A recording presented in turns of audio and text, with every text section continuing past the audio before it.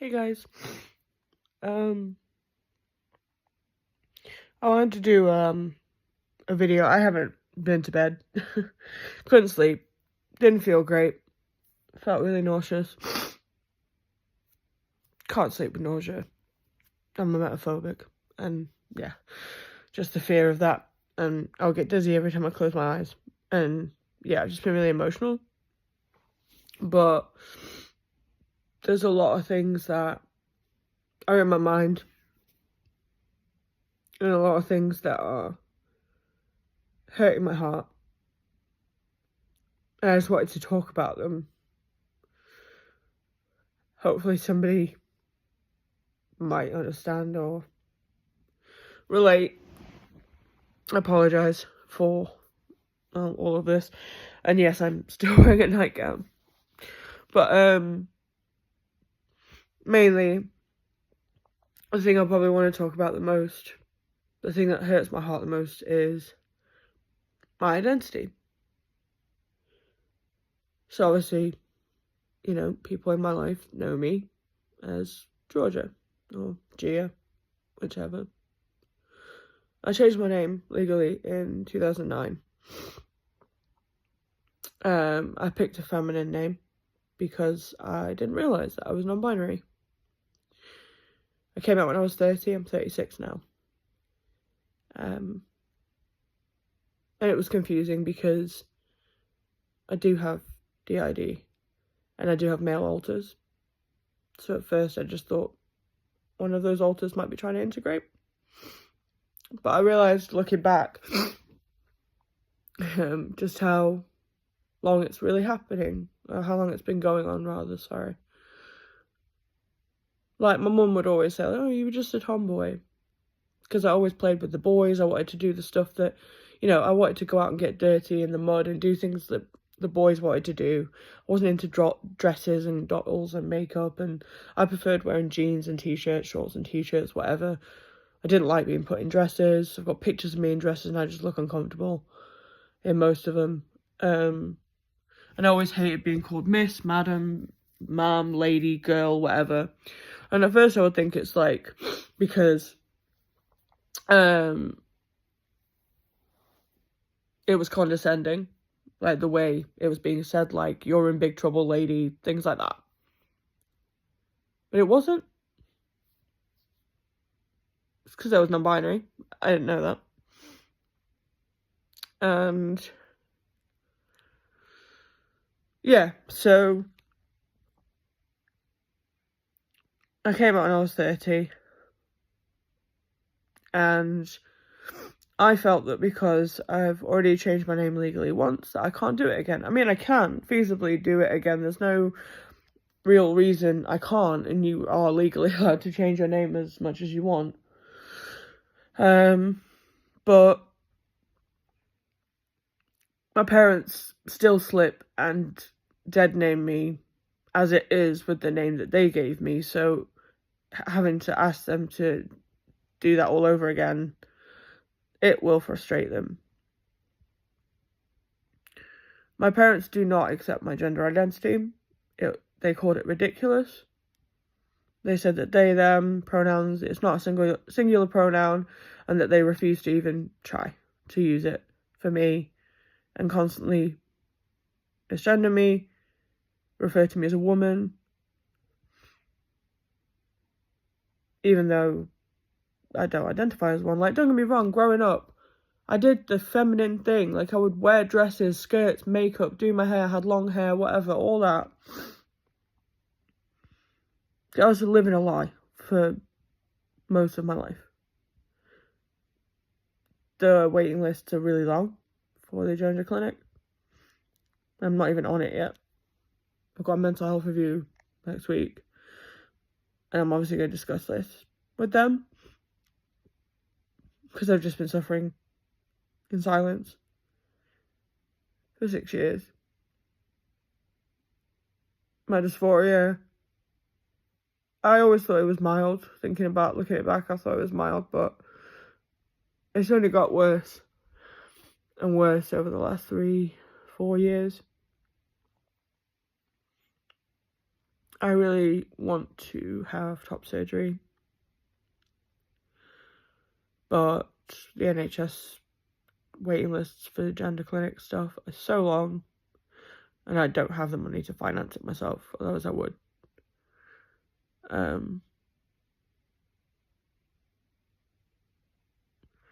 I've got a couple of friends who've had top surgery. They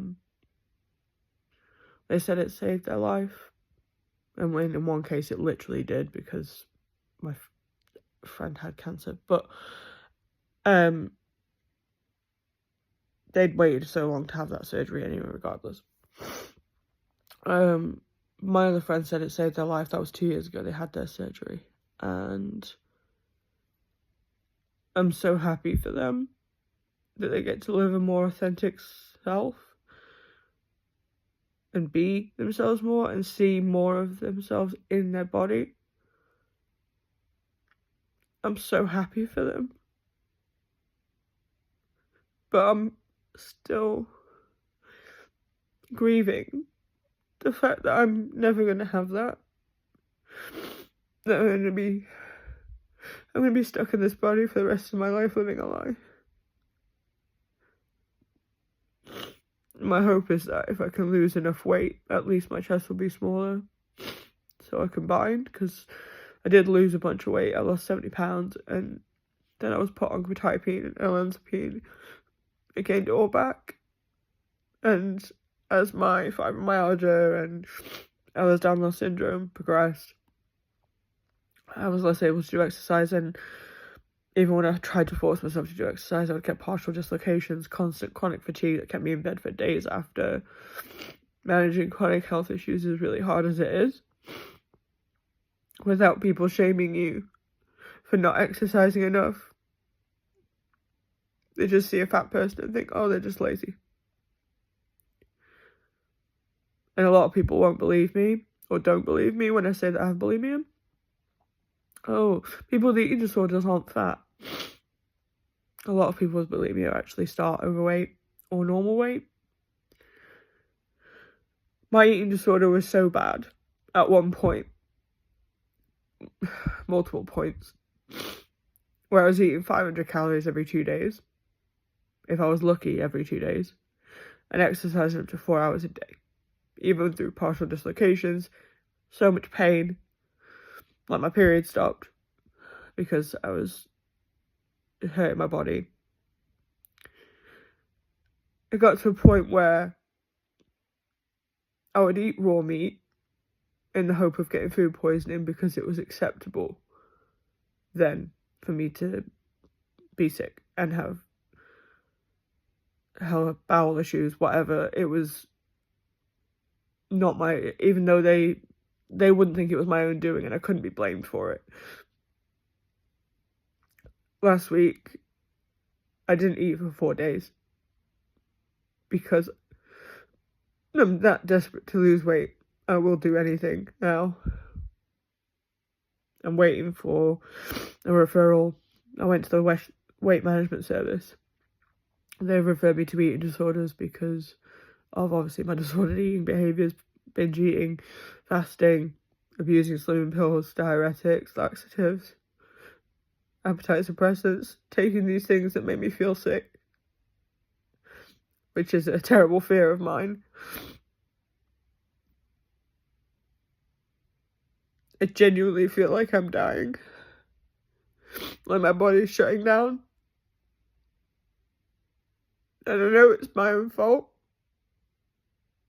for doing all these things, taking all these things, but I'm so exhausted. Down to my bones, I'm exhausted. I'm in agony every day. I barely leave the house. My mental health is so bad. My physical health is so bad. I don't want to be like that. I don't want to be disabled. And the fear of what the government's going to do with cuts to PIP and universal credit. I'm scared that I'm going to lose my home. I have nowhere to go and no money. because I can't work. And I really did try. It's not safe for me to be in a work environment, for me or them. I lash out physically when I'm overwhelmed. I'm not a violent person, I don't mean to, but I can get like that. Under immense stress and a high stress environment like work is just not appropriate for me, along other reasons, you know, chronic fatigue and a lot of other reasons. I'm on the list for a referral for ADHD and autism diagnosis. I don't doubt for a second that I have it, but obviously I'm waiting for the formal diagnosis. I'm 9 months into a approximately 2-year waiting list, so that might take even longer. But as I was saying before, my parents don't really support my identity, and yeah. I know my parents love me. They do. I just wish they loved that part of me. I don't feel like, I don't know, like, they always did say that if I transitioned to male, that they would support me. And that would be different, because I would be transitioning to a man. They're firmly in the camp of there are 2 binary genders and that's it. It's not true. I refer to myself as non-binary trans masc these days. But you know what? If I want to put on a fucking dress and makeup, I will. And I'll look fucking good doing it. Even if I am overweight. Even if I look like this. My hair's not actually that short, by the way. The long bits are tied up. But I have it cut specifically like this at the front, so I can have the illusion of having shorter hair without having to commit to the whole cut if I want to do something a bit more versatile with it. My fashion now is pretty much exclusively masculine, and it was so liberating throwing away so many of my dresses. Most of my dresses are gone. I've got a few in the closet. I put them in a separate closet to the rest of my stuff, and I've got a full wardrobe of masculine clothes and stuff that when I put it on and I look at it, there's a glimpse of someone I might be able to stand to look at inside it. And when I have, you know, I put on one of these headbands and have my hair like short, the short bits only, I feel more like me. My parents said all they want is for me to be happy. Being my authentic self would make me happier. But I feel like I have to shut that part of me away from them because they don't understand it. And it's Pride Month. And I can't feel proud because I don't feel accepted. Like, they don't care about my sexual orientation. Like, I'm panromantic asexual. They don't care about that. They don't care if I date a woman or a man or whoever. They just don't care about all that. Which is nice. At least they support that. That's great. But they don't understand the gender identity stuff. And my mum said she agreed with the Supreme Court ruling. And that was just so heartbreaking and disappointing. And I told her that. She gets very defensive if I say that. And I understand, you know, it is a generational thing, I think, potentially.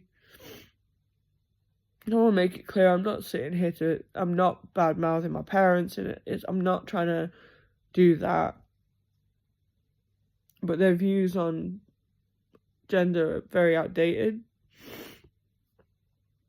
And quite frankly, harmful to me and people like me.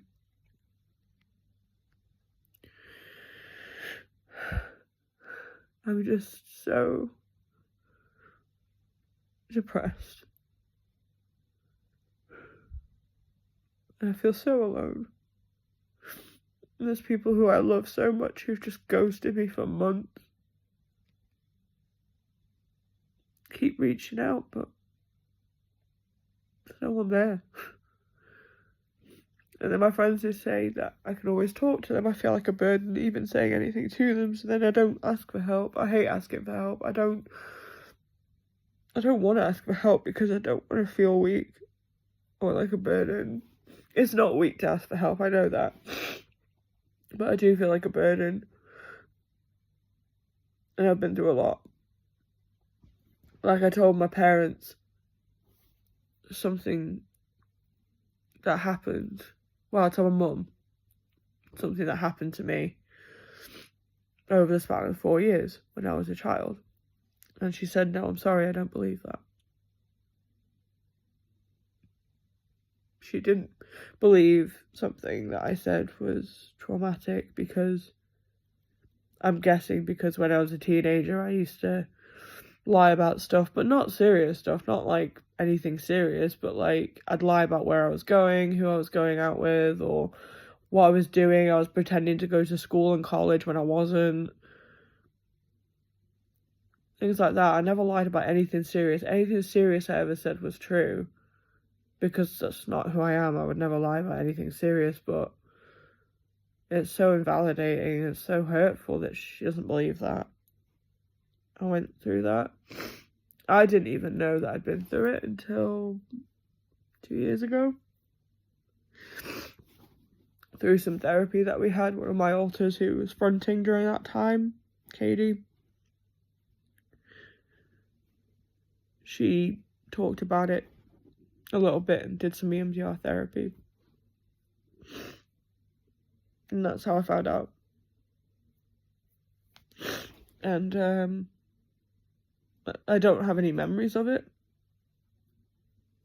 I get flashes here and there of things and I'm like, what does that mean? But I've had a lot of emotional flashbacks when she's been close to the front. And I never knew why, but I do know.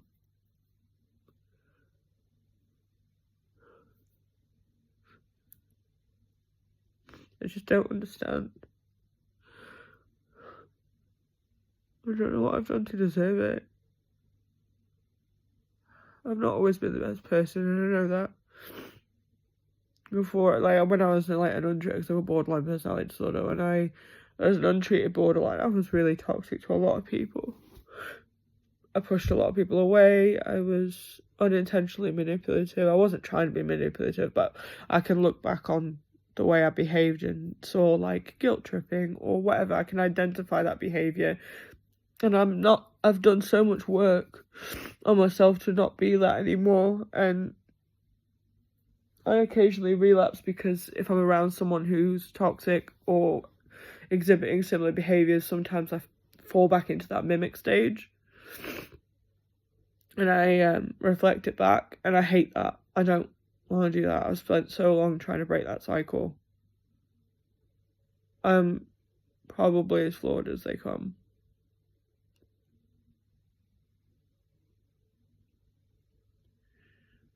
I just don't know what the point is of this video, but silence kills. So I wanted to put it out there because I'm not happy, obviously. But more than that, I'm struggling to wake up every day. I'm struggling to find a reason to care. I'm struggling to find a reason to even get out of bed. I even open my eyes at this point. I'm finding it hard to find a reason to stay alive. Because I'm not living. I'm barely surviving. I'm definitely not thriving.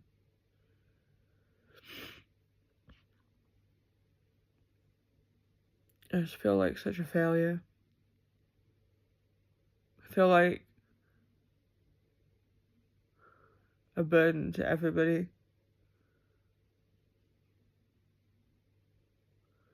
People I miss who I wish I would talk to more. People who I normally talk to just gone, and Makes me feel like I've been used.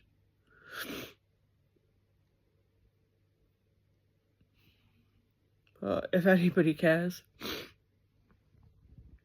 if anybody watches this, whether you know me personally or not, I know some of my friends subscribed at some point to me on YouTube. My friend Ellie Macklemore, she's on Broadway. She subscribed to me, and that was super cool.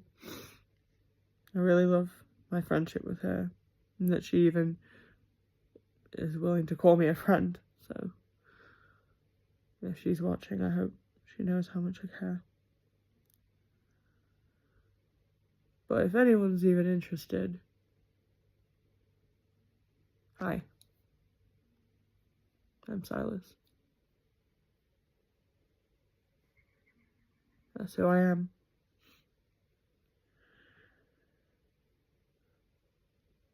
I think that's it. I don't think there's really anything else I can say or want to say, but I'll add trigger warnings to the video. If anyone bothers to watch this for 22 minutes, thanks. If you've got nothing nice to say, please don't comment.